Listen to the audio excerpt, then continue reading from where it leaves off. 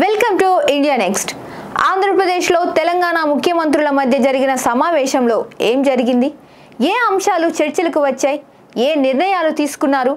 ఈ ప్రశ్నలకు సమాధానం తెలంగాణ ఉప ముఖ్యమంత్రి బట్టి విక్రమార్కతో సహా ఎవ్వరూ స్పష్టం చేయలేదు.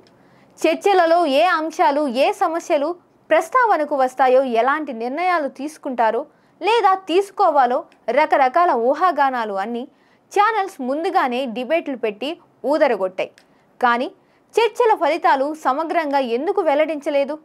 విభజన హామీలు, నదీ జలాల పంపిణీలపై కమిటీ వేసి సానుకూలంగా పరిష్కరించుకుంటామనే ముక్క తప్ప ఇద్దరు ముఖ్యమంత్రులు ఎలాంటి సంయుక్త ప్రకటన చేయలేదు.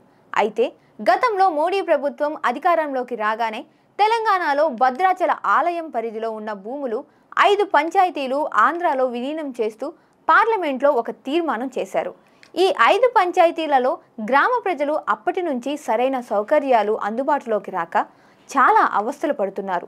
రాముడి ఆలయం తెలంగాణలో ఉంటే భూములు ఆంధ్రలోకి మారిపోయాయి.